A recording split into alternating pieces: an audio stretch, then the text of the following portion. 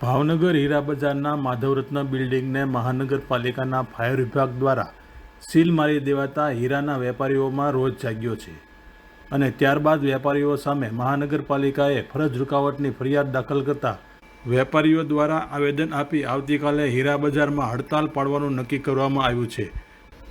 જોકે મંદીનો માહોલ હોવાથી અગાઉથી જ 40% હીરાના કારખાના બંધ છે।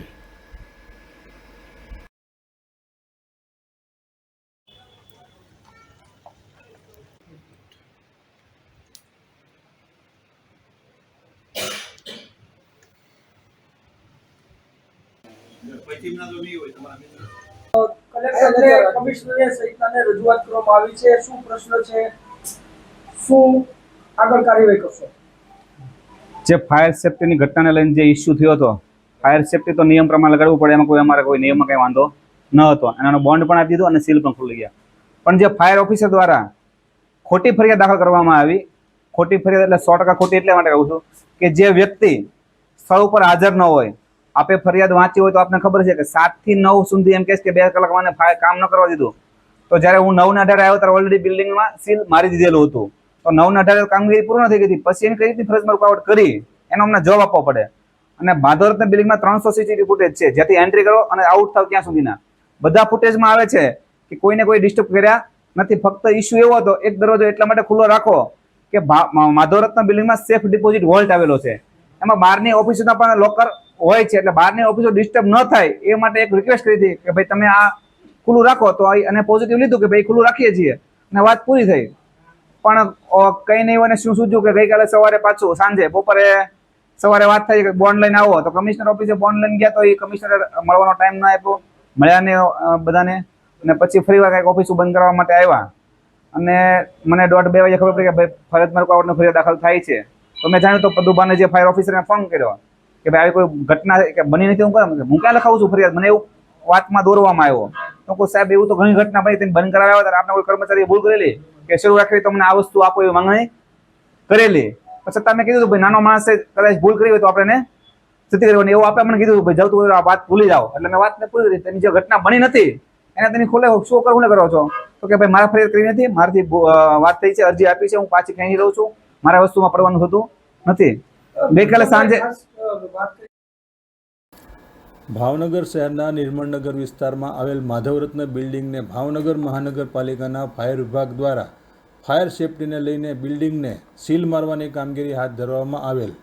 આ બિલ્ડિંગમાં 1000 કરતાં વધારે ડાયમંડની ઓફિસો આવેલી છે, ત્યારે અનેક વખત ફાયર વિભાગ દ્વારા સમયાંતરે નોટિસ આપવા છતાં તમામ નોટિસોની અવગણના કરતાં ફાયર વિભાગ દ્વારા બિલ્ડિંગને સીલ મારવામાં આવેલ।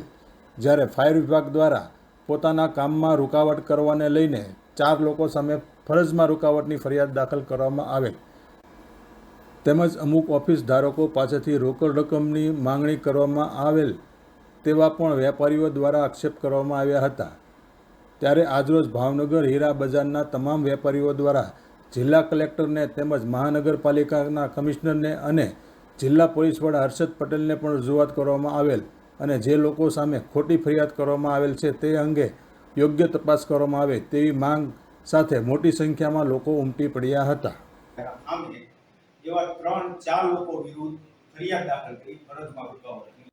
હડતાલની જાય કે કોઈ માણસ નિર્દોષ માણસને ફરિયાદ કરી ખોટી, કોઈ રાગદેશ કે કોઈ રાજકીય દાવપેચ માટે, આ કોઈ રાજકારણ નથી, આ એક વેપારનો હબ છે ભાંગરનું।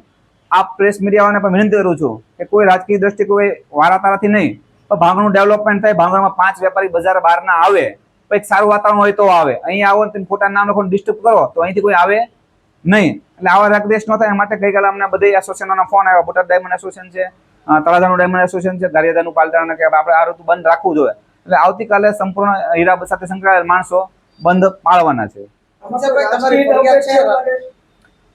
મને તમને દિલ ખોલીને વાત કરું કે રાજકીય દાવપેચ છે એટલે એવું લાગે છે, હવે મારે કઈ પાછું વાત કરવી નહોતી, પણ ગઈકાલે જ્યારે 4 વાગે ફાયર ઓફિસર મને મળ્યા એટલે આપ એના કોલ ડાયલમાં જોઈ લેજો કોને ફોન કરેલો।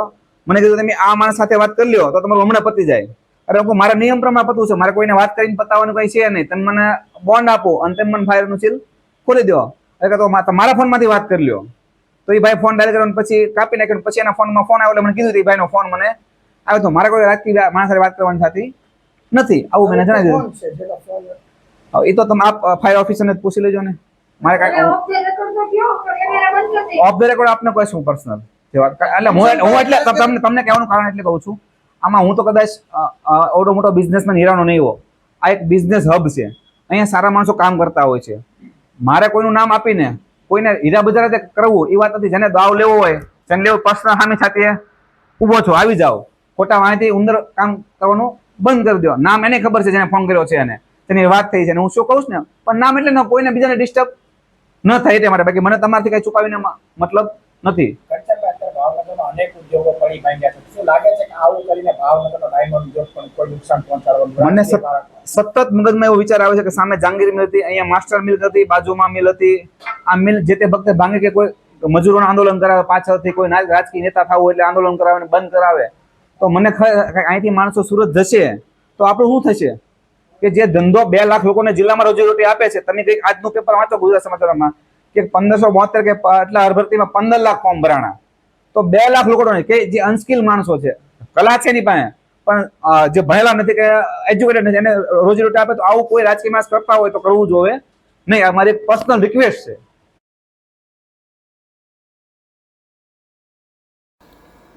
ફાયર સેફટી મામલે સીલ મારવામાં અડચણ ઊભી કરનાર સામે પોલીસ ફરિયાદ ખોટી થયાના આક્ષેપો સામે કમિશનર NV ઉપાધ્યાયે જણાવ્યું હતું કે ગઈકાલે ફાયરની ટીમ 7 વાગે પહોંચી હતી, પરંતુ લાંબા સમયના ઘર્ષણ બાદ રાત્રે 10 વાગે સીલિંગની કામગીરી કરવામાં આવી હતી. ત્યારબાદ સરકારી કામકાજમાં ફરજમાં રૂકાવટ કર્યા અંગેની ફરિયાદ નોંધાવવામાં આવી હતી.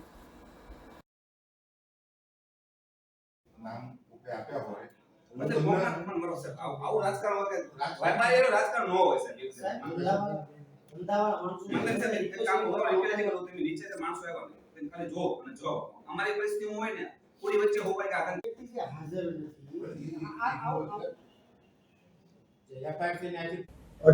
સાહેબ, માધવ રત્ન બિલ્ડિંગને સીલ મારવાની વાત છે. ત્યાં પર ફરજ રૂકાવટનો એક ફાયર કરવામાં આવ્યો છે. શું છે?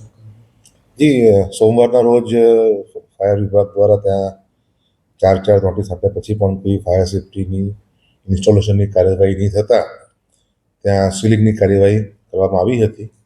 અને ભારે ઘર્ષણ પછી, એટલે કે અમારી ફાયરની ટીમ 7 વાગે ત્યાં ગઈ હતી, પણ એકચ્યુઅલ સીલિંગ સાંજે રાત્રે 10 વાગે વધારે પડતી ઘર્ષણ અને રૂકાવટ બાદ 10 કલાકે રાત્રે સીલિંગની કાર્યવાહી ચાલુ થઈ શકી હતી.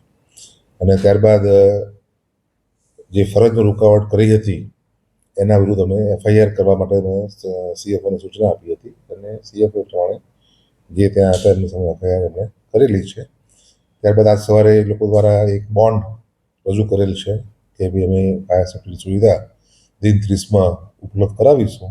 એ બોન્ડ ઉપલબ્ધ કરાવ્યું, સાથે વર્ક ઓર્ડર આપેલો છે, એટલે અમે એ સીલ જે છે એ અમે ખોલી નાખ્યું છે. અત્યારે તો પ્રમુખ દ્વારા આક્ષેપ કરવામાં આવ્યો છે કોઈ રાજકીયનો ફોન અધિકારીને કરાવવાનું કીધું અને ત્યારબાદ આ મામલો આખો જે ફાળે કરવાના પ્રયાસો કરવામાં આવ્યા છે. એ આક્ષેપ અધિકારી સામે છે. શું એ બાબત જે છે એ વ્યક્તિગત બાબત છે. જે અત્યારે સૂચના આપવામાં આવતી હોય છે એ પ્યોર વહીવટી પ્રકારની અને કાયદાકીય સુસંગત સૂચના આપવામાં આવતી હોય છે. અને ફાયર સેફ્ટી એ એક નામદાર હાઈકોર્ટમાં હાલમાં પણ એની PIL પેન્ડિંગ છે. PIL ચાલે છે 118 નંબરની, અને અવારનવાર એમાં કોર્ટમાં રિપોર્ટ આપવાનો હોય છે. એટલે કોઈ પણ રાજકીય વ્યક્તિના દબાણથી અથવા તો કોઈને ફોન કરવાથી મેટર પતી જાય એવું નથી હોતું. જે કાયદેસરની કાર્યવાહી કરવાની હોય, જે લગાવવાની હોય, જે બાંહેધરી લેવાની હોય એ તમામ લેવાની હોય, એ પ્રમાણે કરવાનું હોય. તે દિવસે સોમવારે સાંજે પણ આ જ મુદ્દે વાત ચાલતી હતી, પરંતુ જ્યારે તેમના દ્વારા ફરજમાં રૂકાવટ કરવામાં આવી ત્યારબાદ જ આપણે FIRની કાર્યવાહી કરવામાં આવી.